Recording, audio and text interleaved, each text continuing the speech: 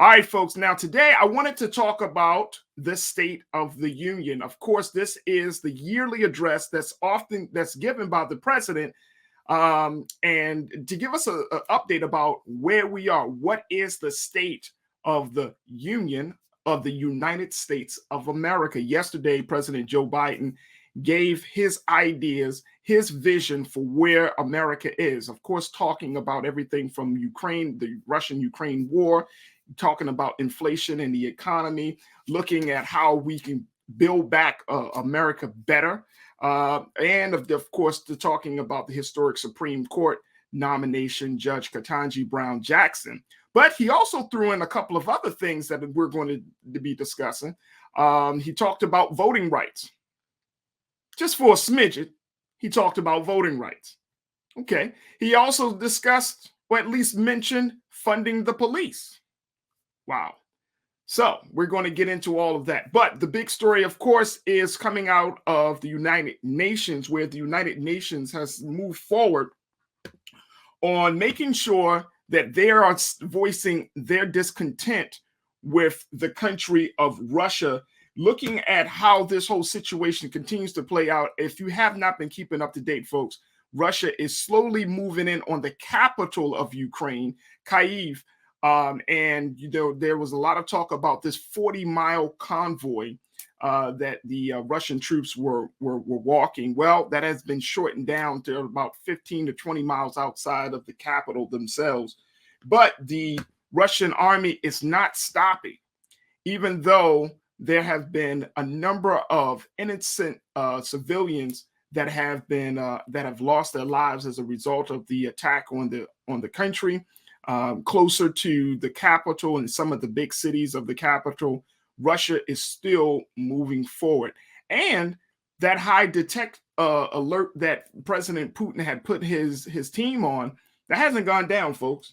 That has not gone down at all. As a matter of fact, it's still in place. But President Biden said yesterday that he doesn't plan to put any boots on the ground. For him, it's an economic game. It's about making sure that he lets Russia know that as much as you want to destroy buildings, we will destroy your economy. I want to pull up a couple of things here that I think that we need to kind of look at as it relates to this situation. But as I mentioned, the United Nations have come out and have approved a resolution demanding that Russia end the invasion of Ukraine. Now, there have been a number of countries that have signed on to this situation, folks. The vote came after a series of speeches during which the majority of the country called on Russia to end the violence.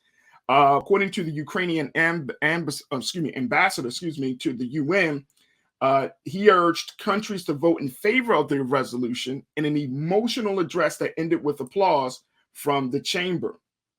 Now, how many countries are we talking about? Ultimately, the resolution passed overwhelmingly by a vote of 141 to 5, with 35 abstentions. The 5 countries that voted against it were Russia, Belarus, Syria, North Korea, and Eritrea. The 35 countries that stood on the sidelines, those 35 countries, and if you look at the history of foreign policy in the foreign affairs, relationships play a huge role in this whole process.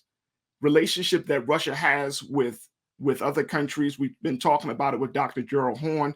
Relationships with China, relationships with Syria. A lot of countries have decided not to move forward, but that did not stop the resolution from being passed.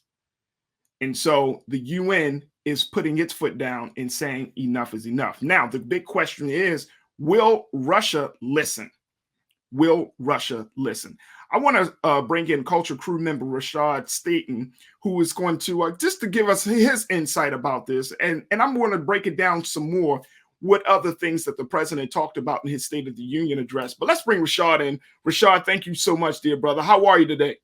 I'm blessed and favored, brother. Thanks for asking. I'm wishing the same for you and yours. Oh, absolutely. Absolutely, brother. We are all good on this side.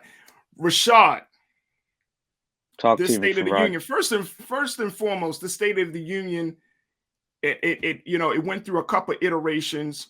Of course, the Russian-Ukraine war was not a part of the agenda for the State of the Union, since the president and his cabinet have been planning to give this speech late last year. But it now is a part of it. Some people said that it was sort of like, you could tell it was like pieced together. He had a one message for Russia dealing with the Russian-Ukraine war, and then he had another message to deal with the issues and challenges facing Americans. But do you feel like that the president really speaks to or spoke to the interest and to the needs of the American people, first starting with this Russian-Ukraine conflict? Yeah, I want to step back one and just like you said, honor the fact that we just finished up Black History Month, but history in itself is always celebrated around Black Excellence 365.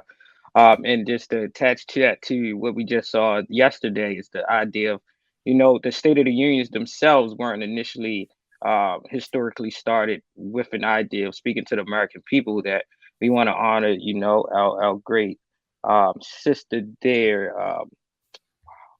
Which is the Black woman? What is her name? Mississippi Freedom Rider. Oh wow. What's her name? Not no. Okay. Nonetheless, like when we started the State of the Union, the sister there spoke of the historical analysis of what was happening down in Mississippi and down the South, and then President at that time took to the national stage to take her voice away by switching over to a State of the Union.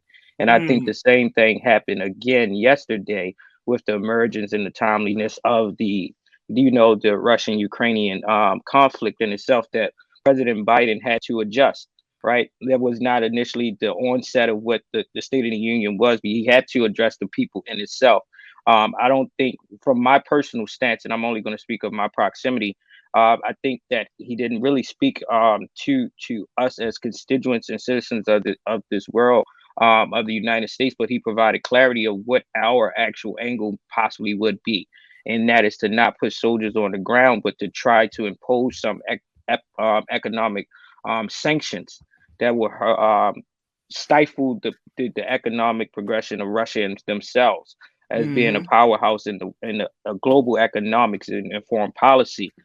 So that one in itself, him making that clear stance of what the direction of the United States and their role would be, I want to say ease my spirits just a little bit, knowing that we would not be putting, more likely at this current moment, putting bodies and spirits on the front lines to possibly, lose their lives, but us using our economic power and our stance in this country, to force some type of moral obligation on those that are imposing on people's democracy, sovereignty, and livelihood. I think that's a great stance that America ourselves can take.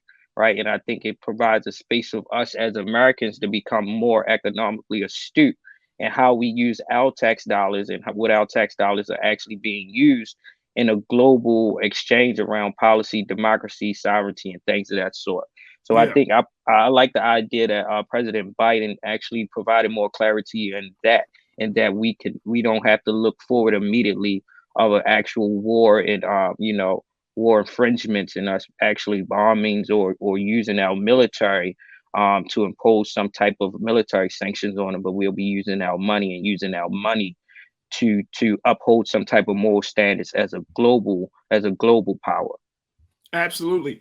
And speaking of money, leaders around the world are saying that this conflict in the Ukraine is creating a humanitarian crisis. The UN, for example, has already estimated that the initial humanitarian and refugee needs will cost, check this out, Brother Rasheed, $1.7 billion. I'm speaking of with the B, folks. Billion.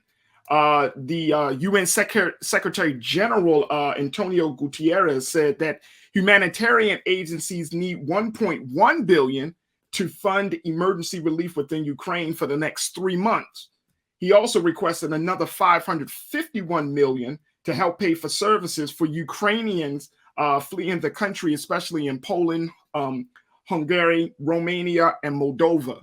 $1.7 billion. The UN Secretary General said that the money would help people access health supplies, safe drinking water, shelter, and protection, there's already an estimated 650,000 people who have fled Ukraine and entered the European Union countries since Russia invaded last week.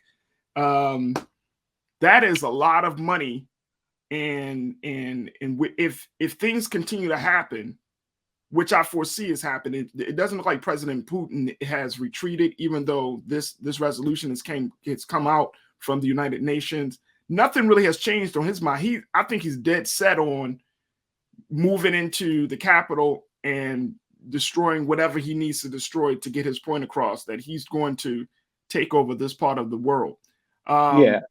What's your take on that? I think our ambassadors and the different ambassadors representing the different countries across the UN and himself said it, that this is a one man's war, right? He has a sternness and a stubbornness that he wants to do what he wants to do. And at that point, the unintentional and intentional consequences will be based off of his own dictator or tyrannical leadership that he wants to impose and take away the sovereignty and the democratic, structures of Ukrainians, right? And to see the cost analysis of trying to bring some type of humanitarian needs and supports at 1.7 billion, when you're looking at, monetary costs of military and war in itself, that's pennies to a dollar, right? It sounds like a lot, but when we talking about this level of military and foreign policy relations, that's usually around a normal ballpark. So I think it's one.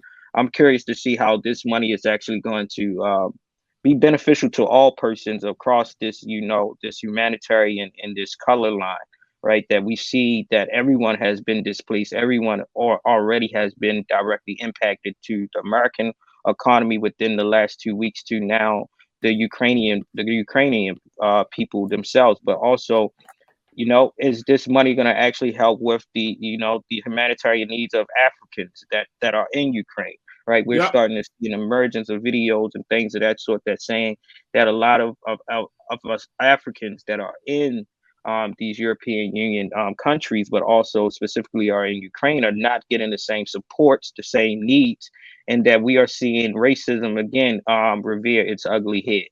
Right. So Absolutely. Then where's the accountability to earmark? Okay, this amount of money is going to go to the darker hue people that's being impacted globally around this issue. And that's where my heart and my passion and my mind is looking towards. How do we look at the I's and cross the T's of that dollar amount and see that it's going to correlate to all persons, white, black, brown, yellow, green, blue, and whatever else that we show up as. And, we're going to continue to have that conversation, especially about our African brothers and sisters, those students who are, who have come from Nigeria and other parts of the continent.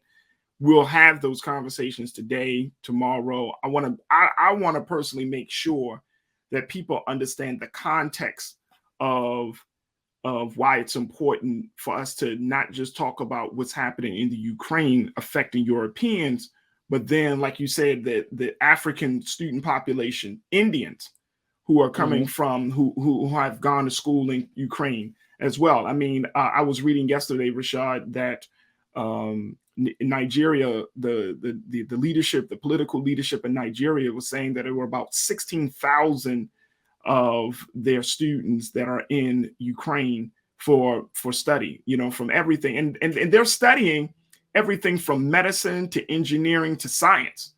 So they're adding to, they're going to be coming out of these universities and these schools, adding to society. And the big reason why they decided to go to the Ukraine to go to school versus coming to the United States is because of cost. Because of cost that is associated with schools there. So, I mean, we definitely need to have that part of the conversation, which I think is hugely important. But then when you look at how this whole situation continues to evolve, when you're talking about that money cost, when you're talking about the number of troops, I mean, I don't know if you've seen the video of that 40-mile convoy. I mean, it looks like something from a movie. It looks like the show of force that Russia is putting on this country. It will. I'm concerned, Rasheed, and I've been saying this since this whole scenario got started. I'm concerned that the strong show of force that Russia is exemplifying is going to compel the United States to get involved militarily. I agree. They're taking I mean, firm stance. President Biden has kept on saying that this is Putin's war. He said it yesterday. He's been saying it. This is Putin's war. This was his choice. This was his decision. And so for me, you know, I feel like it's about to get personal. It's about to get personal. You have all these economic sanctions. You got the UN who put out this resolution. The president has said that, you know, he's not going to stand for certain things. He's not willing to talk to Putin at this point. I mean, I feel like it's just drawing us in. Yeah, I think it's a powder keg waiting to explode, unfortunately. And Putin is definitely taking his firm stance and showing his military power through visible representation, which is definitely a agitational approach to it, right? Trying to prompt these other military powerhouses globally to take a side on which table they're going to take. And even as we see in the UN and the resolution, those that were in favor versus those that were opposed, it's not, like you said in the beginning of the show, it's not surprising because we see how certain countries in themselves have a interwoven relationship economically, and as well as how they are doing work in their natural resources and how that impose, the daily operations of their country, their people, and what they pride themselves in the different structures of governmental institutions there. But also those that have shown them their absenteeism in the resolutions themselves is that gray area.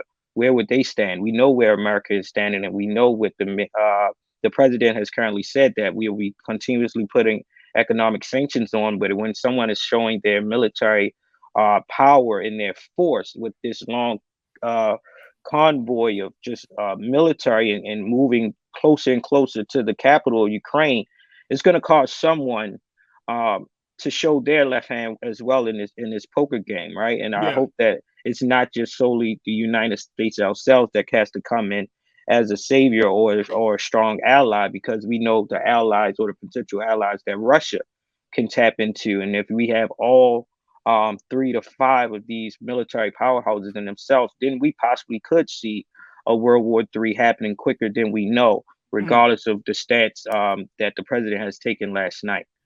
So I think this is one that we're going to literally have to watch second by second, moment for moment, and look for an update when we wake up the next day. It's time to be smart.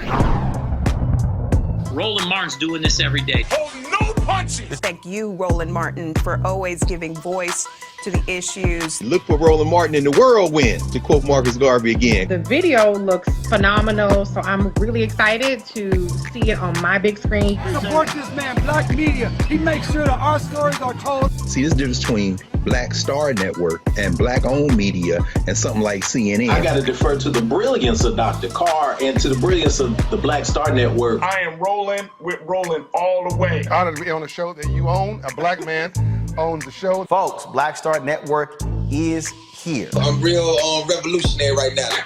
Roland was amazing on that. Stay black. I love y'all. I can't commend you enough about this platform that you've created for us to be able to share who we are, what we're doing in the world, and the impact that we're having. Let's be smart. Bring your eyeballs home. You can't be Black-owned media and be scared. You dig?